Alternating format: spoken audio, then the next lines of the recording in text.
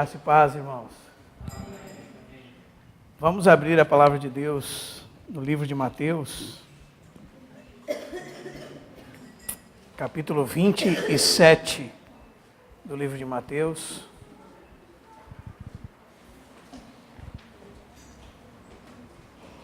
A partir do verso 33.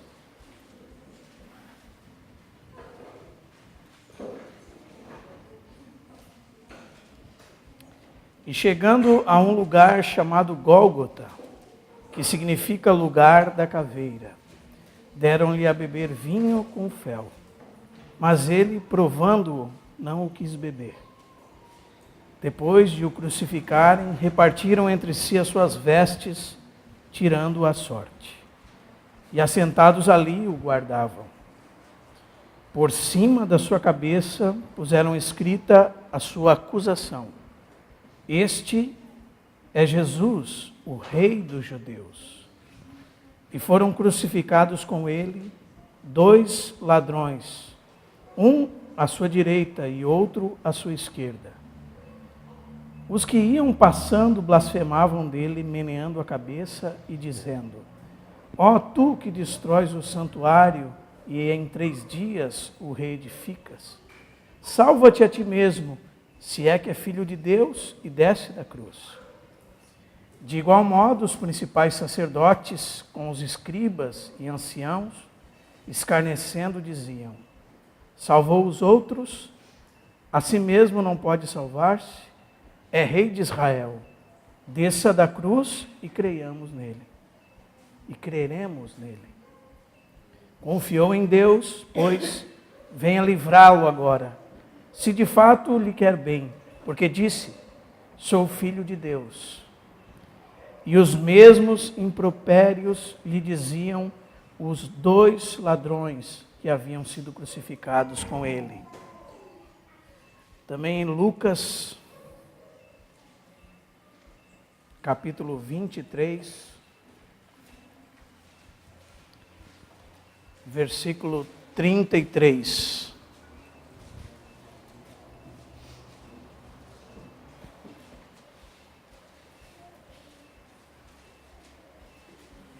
Quando chegaram ao lugar chamado Calvário, ali o crucificaram, bem como aos malfeitores, um à direita e outro à esquerda. Verso 39 agora. Um dos malfeitores crucificados blasfemava contra ele, dizendo: Não és tu o Cristo? Salva-te a ti mesmo e a nós também. Respondendo-lhe, porém, o outro repreendeu, dizendo: Nem ao menos temes a Deus, estando sob igual sentença? Nós, na verdade, com justiça, porque recebemos o castigo que os nossos atos merecem, mas este nenhum mal fez. E acrescentou: Jesus, em algumas traduções diz: Senhor, lembra-te de mim quando vieres no teu reino. Jesus lhe respondeu: Em verdade te digo que hoje estarás comigo no paraíso. Vamos orar mais uma vez. Pai eterno, nós nos colocamos na tua dependência, Senhor, porque sabemos que tu és o Senhor de todas as coisas. Foi tu que preparou esse momento para cada um de nós. Que possamos contemplar, Senhor, o teu Filho. Olhar para Jesus Cristo e esse crucificado. Que a visão do Cristo crucificado, Senhor, possa moldar o nosso entendimento. Possa verdadeiramente fazer-nos confessar algo a respeito dele. Nós pedimos isso em nome dele, Senhor. Em nome do nosso Senhor Jesus. Amém. Irmãos, algum tempo atrás, nós consideramos sobre o primeiro brado que Jesus deu na cruz. Dos 7 brados que o Senhor pronunciou na cruz. Faz algumas semanas, acho que até meses atrás, né? E foi numa reunião de partir do pão. E nós dizemos que quando o Senhor nos desse graça de compartilhar em outro partir do pão, nós daríamos seguimento àquelas palavras que foram pronunciadas pelo Senhor Jesus no momento da sua crucificação. Ao todo foram 7 palavras. E a primeira delas nós vimos a última vez que nós nos reunimos em torno da mesa do Senhor. E hoje nós vamos ver a segunda destas palavras. A primeira que nós vimos era a palavra de perdão. Quando o Senhor, cumprindo aquela profecia de Isaías, que dizia que Ele intercederia pelos pecadores, Ele diz na cruz assim: Pai, perdoa-lhes, porque eles não sabem o que fazem. E hoje nós nos deparamos com a segunda frase que o nosso Senhor disse na cruz. E a segunda frase do nosso Senhor na cruz foi em resposta ao pedido deste ladrão, que disse para ele: Jesus, lembra-te de mim quando entrares no teu reino. E Jesus disse para ele: em verdade te digo, hoje mesmo estarás comigo no paraíso. E a palavra que nós vamos ver hoje, irmãos, é a palavra da salvação. Amém?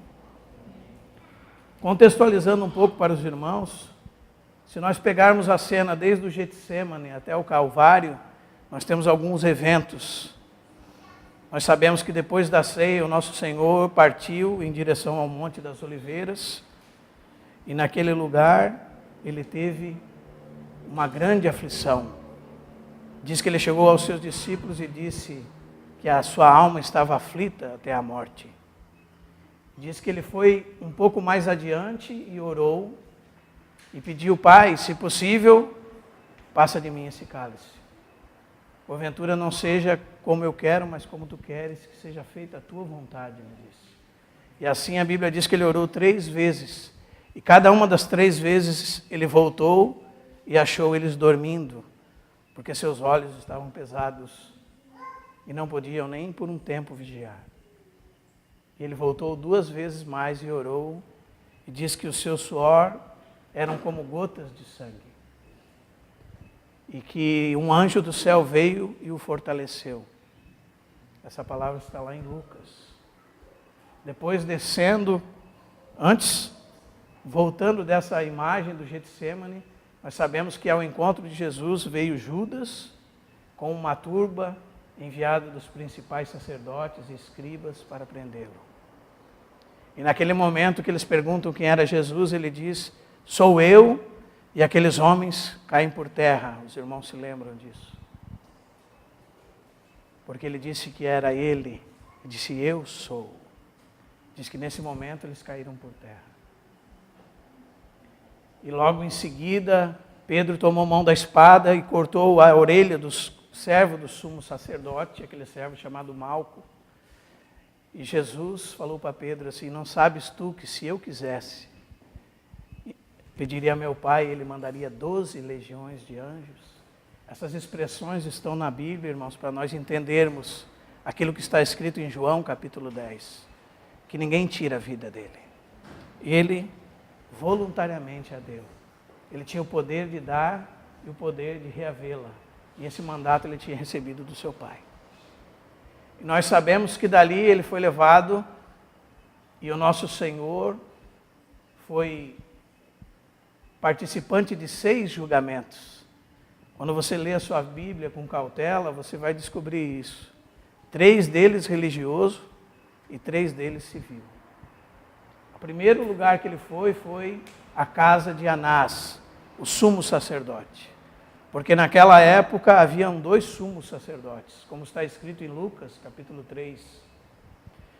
Porque o sacerdote era estabelecido pelo Império Romano e Anás tinha sido deposto pelo imperador. E seu genro Caifás ficou em seu lugar. Mas como para o judeu o sacerdócio era vitalício, então, digamos que para eles, Anás era um sumo sacerdote emérito. Então, a primeira casa que ele entra é a casa de Anás. E a Bíblia diz que da casa de Anás ele vai para a casa de Caifás, seu genro. E ali, na casa de Caifás, se reuniram o sinédrio, numa reunião clandestina à noite, para encontrar testemunhas contra Jesus e o acusá-lo à morte. E diz que as palavras das testemunhas não eram coerentes, porque falavam coisas que não eram verdadeiras. Então, o sumo sacerdote o interrogou e perguntou: se tu és o Cristo, dize-o abertamente. E nós sabemos que o livro de Marcos nos relata com clareza que o nosso Senhor Jesus disse: eu sou, e vereis o céu aberto, e o Filho do Homem vindo sobre as nuvens com poder e muita glória. E, decorrente desta frase, ele rasga suas vestes e diz: blasfêmia. E diz: o que vos parece? E todos diziam: é réu de morte. Então, irmãos, no dia de manhã, no próximo dia de manhã, o sinédrio se reuniu e o Senhor se apresentou diante do sinédrio, aquele corpo de juízes hebreus, cedo de manhã. E ele foi condenado à morte por eles. Agora nós já temos os 3 julgamentos religiosos. E diz que da mão deles foi levado para Pilatos. E os irmãos sabem que Pilatos tentava soltá-lo e enviou ele para Herodes, outro julgamento civil. E diz que para Herodes ele não respondeu palavra, e Herodes colocou uma roupa fina sobre ele e zombava dele. Sabemos que Herodes era um homem extremamente místico. Diz a Bíblia que ele queria que Jesus fizesse um milagre perante ele, porque ele julgava que Jesus era João Batista ressuscitado dentre os mortos. Isso você lê nos evangelhos. E como ele não respondeu nada a Herodes, ele mandou de volta a Pilatos, que o açoitou. E diz que no momento que ele estava sentado no pretório, sua mulher mandou avisá-lo que não se envolvesse no sangue daquele justo, porque muito ela tinha sofrido à noite a respeito dele. Mesmo assim, temendo os judeus e temendo o imperador, porque era muito duro com os governadores que permitiam rebeliões naquela época, ele entrega Jesus para ser crucificado. E o Senhor leva a sua cruz até o Gólgota, chamado lugar da caveira, como nós lemos. E na presença dele também foram crucificados 2 ladrões. Foi isso que nós lemos, não é? Lucas 23, 33. Quando chegaram ao lugar do Calvário, ali o crucificaram, bem como aos malfeitores, um à sua direita e outro à esquerda. E nós vimos que ele intercedia por eles, os irmãos lembram. E se cumpriu a palavra de Isaías que diz: com os malfeitores foi contado. Aquele que não tinha pecado foi feito pecado por nós. E então, irmãos, com esse contexto, nós entramos nas palavras que são proferidas pela boca deste homem. Ele disse ao Senhor Jesus assim: Senhor, lembra-te de mim quando entrares no teu reino. E o Senhor Jesus disse para ele: em verdade te digo que hoje ainda estarás comigo no paraíso.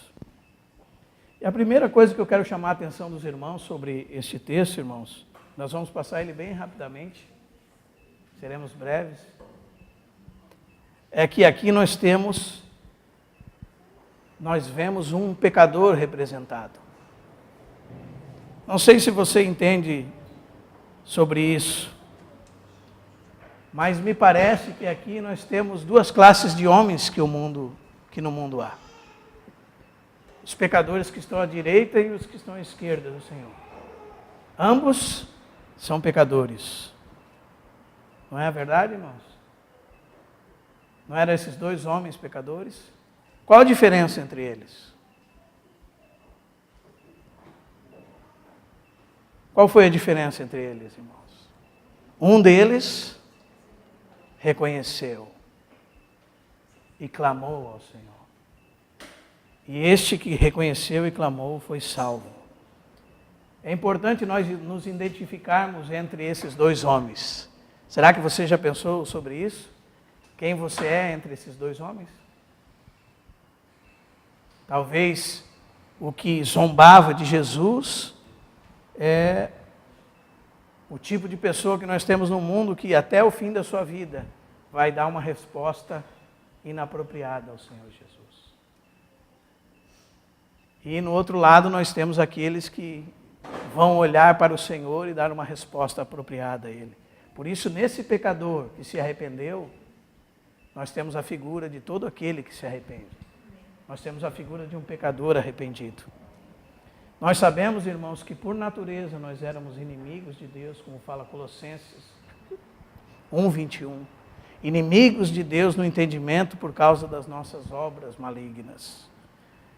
E nós lemos lá em Mateus que no começo, os dois, os irmãos prestaram atenção nisso, está lá em Mateus 27:44.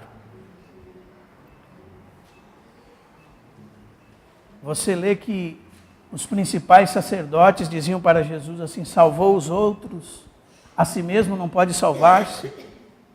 É rei de Israel, desça da cruz e creremos nele. Confiou em Deus, pois que venha livrá-lo agora, se de fato lhe quer bem, porque disse, sou filho de Deus, e diz, e os mesmos impropérios, essas mesmas frases, lhes diziam os ladrões, não um só deles, irmãos, os dois ladrões diziam isso, que haviam sido crucificados com ele. Mas, me parece que alguma coisa aconteceu com um dos dois. Não é interessante isso? E qual dos dois somos nós? Aí você vai me responder assim, mas eu não sou ladrão. Não é? Digamos que o Senhor estabeleceu você nesta terra e desde muito tempo você tem roubado a Ele. Porque você não tem dado a Ele o que lhe é devido. E não tem usado da vida que Ele deu para você para servi-lo. Você tem servido o inimigo. Nós temos servido o inimigo. Não é assim? Qual dos dois somos nós? Que possamos pensar sobre isso, irmãos. Porque verdadeiramente não há meias respostas. Ou você é um ou você é outro. E eu não estou dizendo com isso que os homens do mundo são divididos no meio e 50 vão crer, 50 não vão crer. Não estou dizendo nada disso. O que eu estou afirmando é que verdadeiramente a palavra de Deus diz que alguns darão uma resposta apropriada ao Filho de Deus e serão salvos. Mas alguns, a Bíblia afirma claramente, que rejeitarão o Filho e estarão perdidos para todo sempre. E a pergunta é quem nós somos nessa história. Também nós vemos aqui, irmãos, um homem que chegou ao fim de si mesmo. Os irmãos percebem? Ou seja, quando nós chegamos ao fim de nós mesmos, nós estamos aptos para ser salvos. Quando chegamos ao fim de nós mesmos, nós descobrimos que precisamos de um Salvador. Você já chegou nesse ponto? Será que nós já chegamos? Será que nós reconhecemos que não há maneiras humanas de melhorar a nossa condição? Será que nós já reconhecemos que Cristo, quando nós ainda éramos fracos, morreu a seu tempo pelos ímpios? Que Ele morreu por nós, não porque havia alguma coisa boa em nós, mas porque Ele nos ama incondicionalmente. Nós já reconhecemos, como diz Tito 3,15, que não foi por obras de justiças praticadas por nós que nós fomos salvos, mas pelo lavar regenerador e renovador do Espírito Santo. Quando nós olhamos, por exemplo, para o filho pródigo, irmãos, nós vemos que ele chegou ao fim de si mesmo, não é verdade? De toda a herança que ele tinha com o pai, ele tomou a sua herança, levou embora, começou a trabalhar para os outros, gastou tudo que tinha antes, depois começou a trabalhar para os outros, e ele se encontrou aonde? Comendo a lavagem dos porcos. Esse homem chegou no fim de si mesmo. E o que aconteceu com ele? Ele estava apto para ser salvo. Ele disse, levantar-me-ei. Esse é um verdadeiro arrependimento, irmãos. Se o filho pródigo tivesse dito, levantar-me-ei, e continuasse sentado, em meio aos porcos, seria só uma tentativa mental dele. Mas o que ele fez? Ele se levantou e foi ter com seu pai. Isso é arrependimento. Arrependimento requer realmente uma mudança de atitude. Mas isso só acontece com aqueles que chegaram ao fim de si mesmos. Como aquela viúva, como aquela mulher que havia, em Marcos 5, 26, gastado toda a sua vida atrás de ser curada. E que a Bíblia diz que tinha gastado todos os seus recursos e não restava mais nada para ela.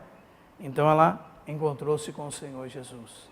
Para ela não restava, para esse homem aqui não restava mais nada. Não é verdade? Esse homem aqui, irmãos, é o maior paradoxo que pode existir. Porque você não vai encontrar ele fazendo nada para ser salvo, além de pedir o socorro de Cristo, pela iluminação do Espírito Santo. Nós também vemos aqui que antes de sermos salvos, devemos chegar a um lugar de fraqueza e inutilidade.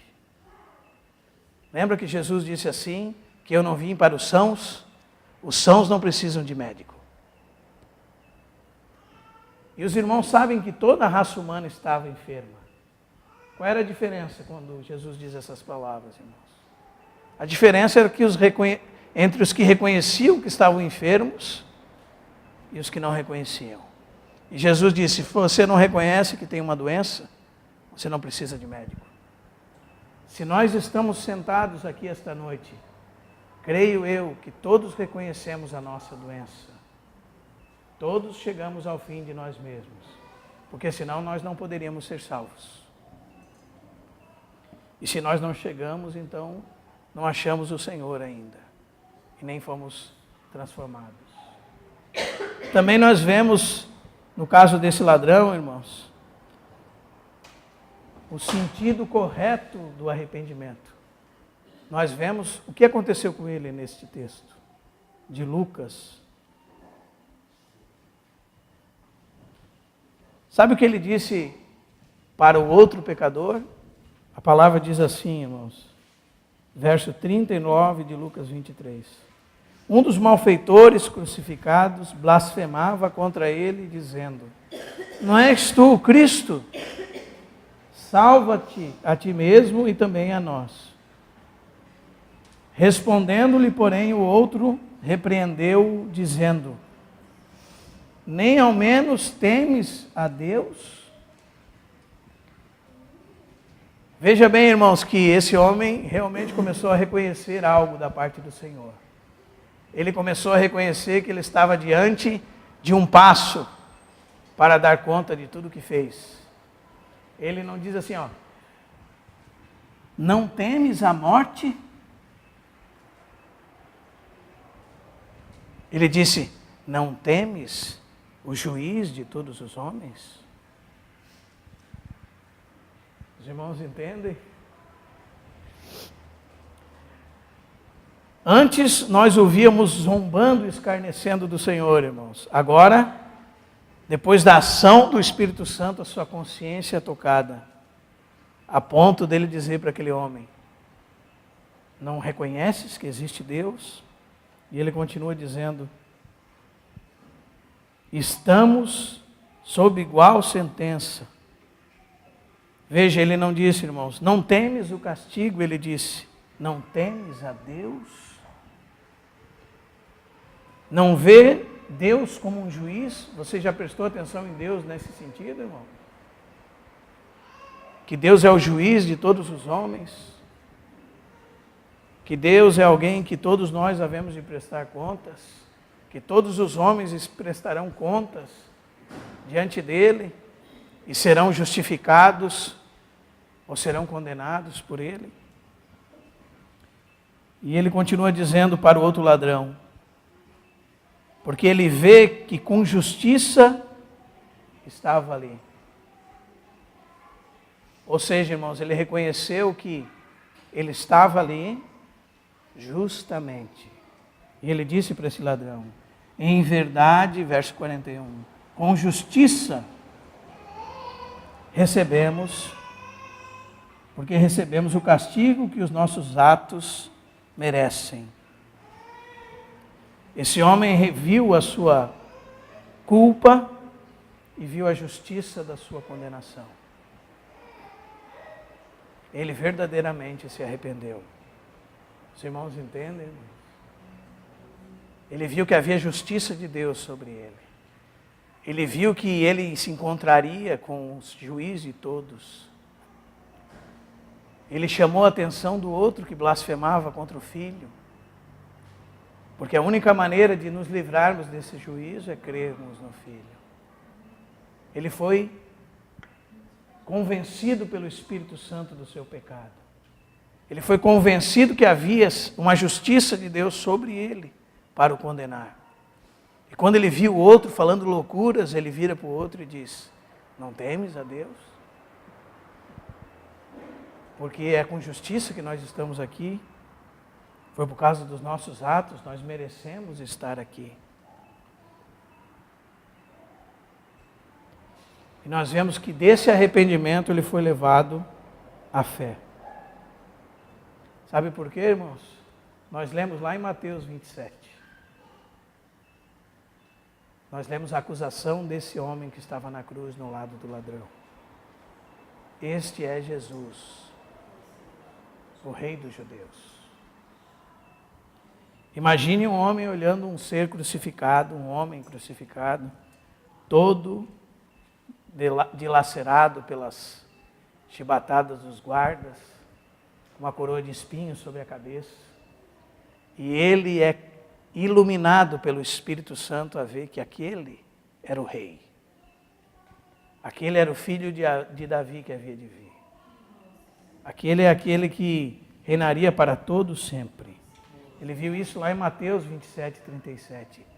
Este é Jesus, estava escrito numa tableta sobre a sua cabeça, a sua acusação. Diz a Bíblia que em 3 línguas. E ele olhando de certo para o Senhor, iluminado pelo Espírito Santo, convencido que havia chegado ao fim da sua vida, se arrepende. E do arrependimento ele é levado à fé. Não é interessante isso, irmãos? Ele foi tocado, seus olhos foram abertos pela graça e poder divinos. Ele foi levado a lançar sua confiança em Cristo. Tudo para ele naquele momento era Cristo. Ele exerceu uma fé de um coração que descansou na salvação que provém de Cristo. Isso é uma fé genuína. Amém? Isso é receber perdão, irmãos. Por isso é tão interessante esse brado do nosso Senhor para com esse homem. É um brado de conforto, de salvação, de segurança. Você tem segurança? Tem sentido a segurança que só as palavras do Senhor Jesus podem te dar? Ele não podia fazer nada com as mãos. Não é verdade? Nem trilhar nenhum caminho reto agora. A única coisa que ele podia fazer, e que ninguém tiraria dele nesse momento, que ele foi iluminado e se arrependeu, era crer com o coração e com a boca confessar. E foi isso que ele fez, como diz Romanos 10, 9 e 10. Ele teve uma fé humilde. Ele disse ao Senhor, Jesus, lembra-te de mim. Ele não disse para Jesus, como muitos estão dizendo hoje, irmãos, honra-me, Senhor, exalta-me sobre os meus inimigos. não é? Esse evangelho torto, estranho. Mas quando ele teve um vislumbre do rei morto, do rei moribundo ainda, diante dele, quando ele foi iluminado pelo Espírito, ele diz: Senhor, lembra-te de mim. É uma fé humilde, irmãos. É uma fé que clama pelo Salvador. Ele diz simplesmente: Senhor, se quiseres, pensa em mim. Lembra de mim. Se possível, lembra de mim. Não é assim? E ele teve uma fé corajosa.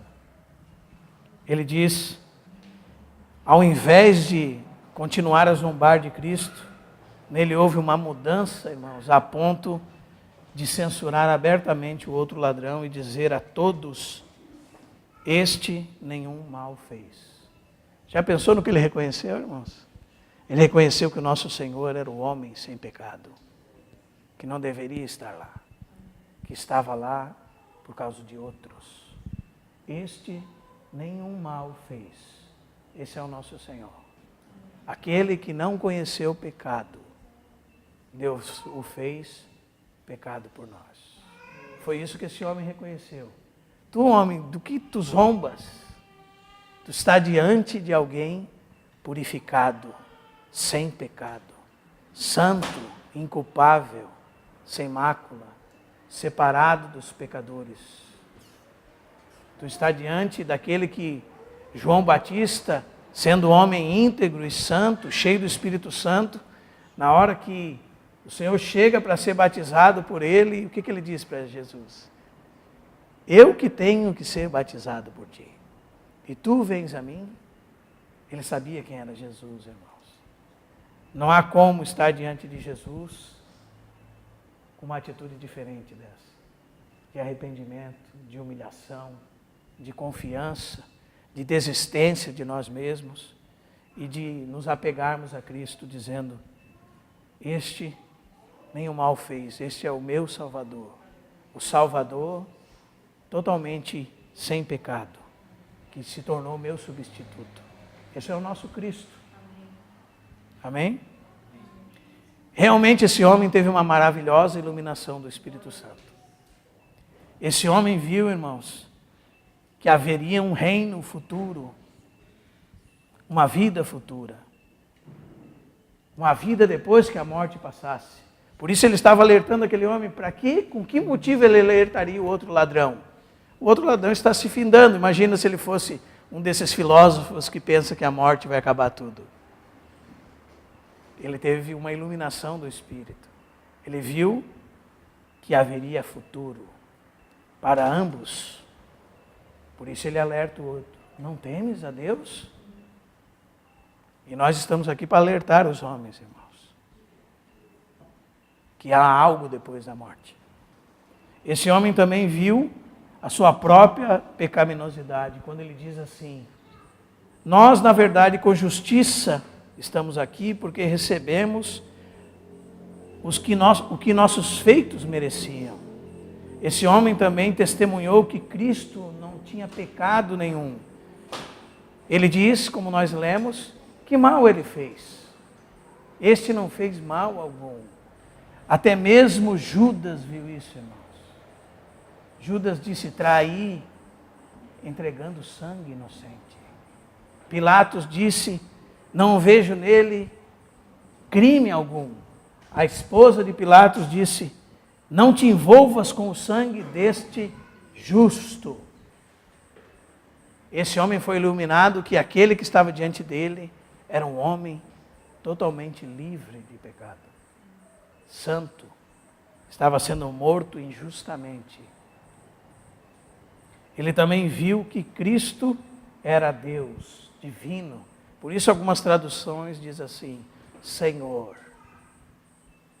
Irmão, você já pensou olhar para um homem morrendo e reconhecer nele o Senhor? Javé? O Senhor do Antigo Testamento? Você já pensou? Que tamanha iluminação esse homem teve do Espírito Santo? E também ele creu que o Senhor Jesus era o seu Salvador.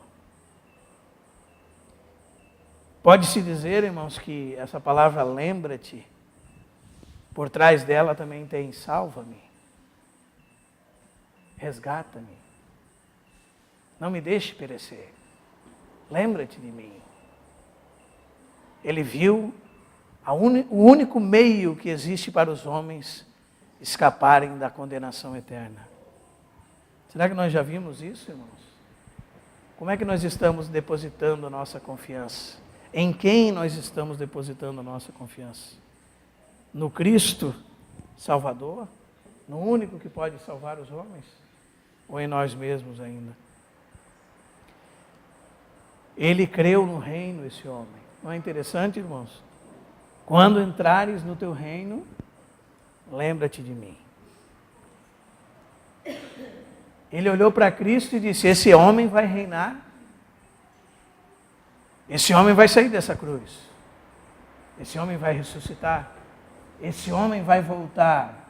Esse homem vai reinar. Lembra-te de mim quando tu reinares. Lembra-te de mim quando na tua vinda tu entrares no teu reino. Que visão que esse homem teve, não é, irmãos? Muita gente nem sabe que um dia o Senhor vai reinar sobre essa terra. E o ladrão olha para ele, ensanguentado, com uma coroa de espinhos sobre a sua cabeça, sendo blasfemado pelos líderes, repetindo as palavras do diabo: se és filho de Deus, se és filho de Deus. Eles repetiam essas palavras, as mesmas que o diabo repetiu para ele. Esse homem olha para aquele homem e diz: lembra-te de mim quando tu entrares no teu reino. Não esqueças de mim. E também ele ansiou essa vinda. Porque ele diz: quando entrares. Sabe o que significa isso, irmãos? Ele viu além dos sofrimentos. É isso que eu quero dizer.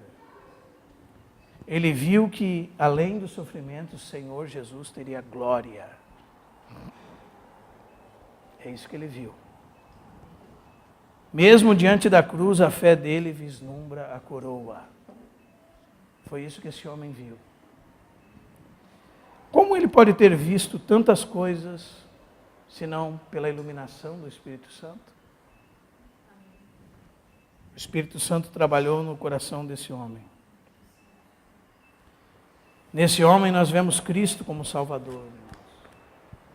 Nesse homem, e na resposta a Jesus, esse homem, nós vemos a palavra da salvação. Jesus deu uma resposta ao clamor deste ladrão. Ele mesmo, em face de tamanho sofrimento, ainda se dispôs a salvar. Já pensou? Se fosse nós, o que faríamos? Estaríamos tentando salvar a nós mesmos. E eles diziam para ele: salva-te a ti mesmo. E ele diz: não salva a mim mesmo. Estou salvando vocês. Cada um de vocês. Ele, mesmo em face de tamanho sofrimento, ainda se dispôs a salvar. Mesmo no pior momento, na luta que ele estava travando contra os poderes das trevas e levando sobre ele a carga do nosso pecado, ele se dispôs a salvar e responder o clamor daquele homem. Esse é o nosso Salvador. Esse é o nosso Senhor Jesus Cristo. Também nessa cena, irmãos, nós vemos o destino dos mortos. Os irmãos entendem, irmãos? E que só há dois destinos. Nós vemos nessa cena que há dois ladrões, cada um com um destino diferente. Ambos com a mesma possibilidade de salvação. Não estava exposto para eles o mesmo Salvador, mas um o rejeitou, o outro recebeu. E nós descobrimos que, quando ele o recebeu, o Senhor disse para ele assim: hoje, você vai morrer hoje. E hoje, não lá na frente no reino, hoje, tu estarás comigo no paraíso. O outro perdeu a sua alma. E nós lemos isso lá em João 8:24. O Senhor disse para aqueles homens: se não crerdes que eu sou, morrereis nos vossos pecados. Mas aquele homem descobriu que há só 2 destinos para os mortos. Um, estarem com Cristo. Como disse Estevão, Senhor, recebe o meu espírito, quando estava inspirando. Como disse Paulo em Filipenses 1:23, porquanto para mim o viver é Cristo e o morrer é lucro. Mas se o viver na carne traz fruto para o meu trabalho, já não sei o que hei de escolher. E ele diz, de um e outro lado estou constrangido, tendo desejo de partir e estar com Cristo. E ele diz, o que é incomparavelmente melhor. Um homem que morre com Cristo, vai estar com Cristo. Os irmãos entendem, irmãos? Notem bem como os homens têm medo da morte hoje. E Hebreus fala claramente que esse pavor da morte era o que nos fazia servir o pecado como escravos. Mas hoje, para nós, os crentes, a morte é lucro. É isso que a Bíblia está dizendo. Que para nós, os crentes, é uma pequena passagem ao lugar de nos encontrarmos com Cristo. E estarmos para sempre com Ele. Não é assim? Você ainda tem medo da morte? Nós precisamos reconhecer, irmãos, aquilo que a Bíblia diz sobre a morte. Que nós já recebemos vitória sobre ela. Para nós, já não se encerra o nosso destino. Já não se acaba nos julgando e entregando ao inferno. Para nós, a morte é ir estar com Cristo. Bem-aventurados que desde já morrem no Senhor. Bem-aventurados, felizes. Por quê? Porque estarão com Ele. Se nós morrermos hoje, onde nós vamos estar? Se nós temos a Cristo, nós estaremos com Ele. Os irmãos creem nisso, irmãos? Vou dar um exemplo para os irmãos. Hoje, Satanás criou doutrinas como a do sono da alma, por exemplo. Você morre, você está dormindo e só vai ressurgir quando Jesus voltar. Quem disse para você, irmão? A palavra diz o contrário. A palavra diz que se nós morrermos hoje, vamos estar com Cristo hoje.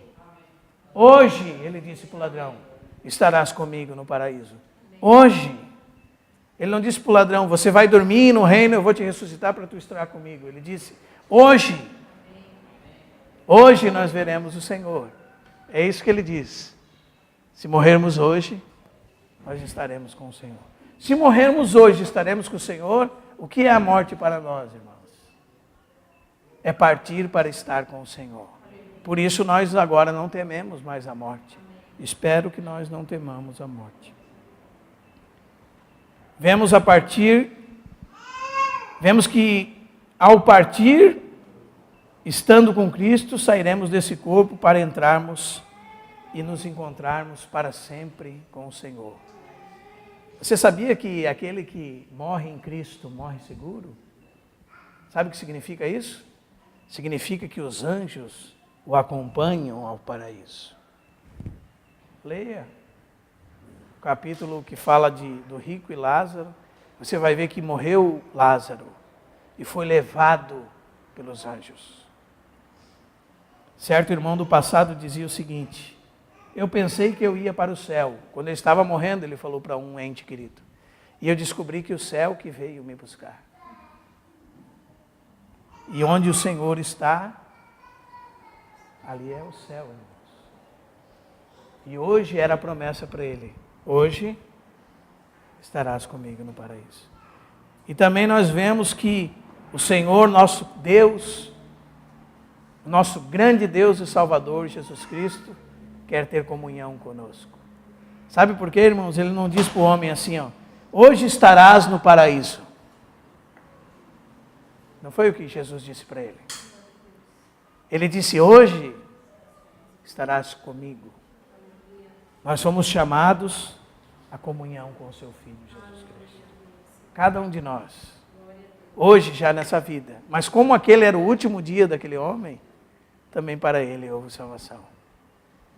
E o Senhor disse que aquele dia ele ainda estaria com o Senhor. Ele o veria.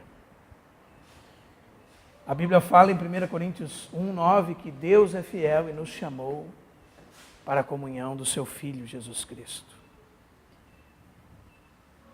Amém, irmãos? Ele disse ao Senhor: Senhor, lembra-te de mim.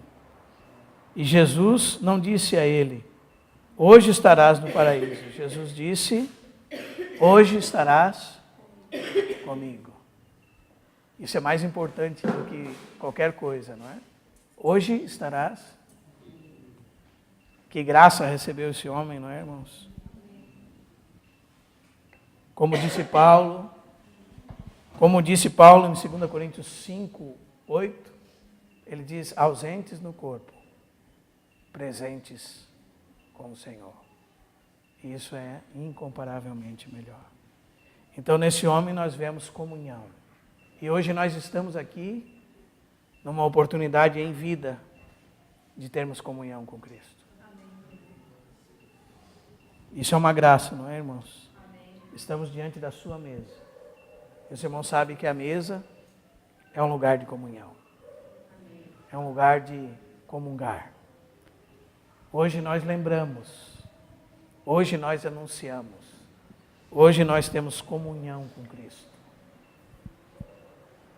Essas são as palavras da salvação. Amém, irmãos? Hoje mesmo tu estarás comigo no paraíso. O Senhor possa nos ajudar a enxergar estas coisas de maneira clara, irmãos. Porque muitas vezes nós pensamos que o Senhor nos recebe pelos nossos méritos. Imagina como nós ainda temos que nos arrepender para entendermos que o Senhor não nos recebe por nada que podemos fazer. E se fosse assim, não era pelos méritos de Cristo. Mas o Senhor nos recebe pelos méritos de Cristo. O que aquele ladrão fez para ser salvo? O que ele podia fazer com as suas mãos? O que ele poderia fazer? Ele poderia trilhar o caminho reto agora, para então ser salvo? Ele é uma grande confusão na cabeça de muita gente hoje. Que não seja na sua e na minha. Amém? Ele foi salvo pela graça. Sem obras. Pela graça sois salvos. Mediante a fé. Ele creu. Ele se arrependeu e creu. Ele chegou no fim da sua vida. Ele se arrependeu. Ele creu. Ele foi salvo. Pela graça sois salvos. Mediante a fé. Isto não vem de vós. É dom de Deus. Sabe o que significa dom, irmão? Um presente. Se você pagar um alfinete, não é um presente. Se você pagar uma moeda de 5 centavos, deixou de ser presente. Este ladrão entendeu muito bem aquilo que Paulo escreveria muitos anos depois. Pela graça, mediante, isto é dom de Deus. O dom da justiça estava sendo morto no lado dele. E a injustiça e a iniquidade dele estavam sobre o Filho. Para que a justiça do Filho fosse colocada sobre ele. Pela graça. Ele reconheceu, ele creu. Ele se agarrou em Cristo. Essa é a palavra da salvação. Nós estamos celebrando isso hoje. Nós somos chamados para essa comunhão. Somos esse ladrão, irmãos? Eu penso que sim. E se nós estamos tentando aí pagar alguma coisa para ter comunhão com Deus, infelizmente nós não entendemos bem o Evangelho. Nós estamos aqui porque merecemos, não merecemos como aquele homem não mereceu. Você pensa que você merece? Você pensa que você merece e o irmão não merece? Você pensa que é melhor que o outro irmão? Não foi o que esse homem viu. Esse homem viu que ele chegou no fim da sua vida. E só haveria Cristo na vida para ele. Possamos enxergar isso, irmãos. Que o Senhor tenha misericórdia de nós. E possamos com confiança nos apegar a Cristo a partir de hoje. Diante dessas palavras, tão preciosas que o Senhor pronunciou nesse momento tão difícil da vida dele, em que ele poderia dizer e pensar em salvar-se a si mesmo. Mas ele permaneceu firme lá por ele, por aqueles que o estavam blasfemando contra ele, e por nós, que muitos anos fomos inimigos dele, e muitas vezes nos posicionamos como inimigos dele, todas as vezes que temos voltado para esse mundo e tendo criado amizade com esse mundo, temos nos tornado inimigos dele. Mas ele merece a nossa gratidão, porque ele deu a sua própria vida por causa dos nossos pecados. Vamos nos colocar de pé, irmãos?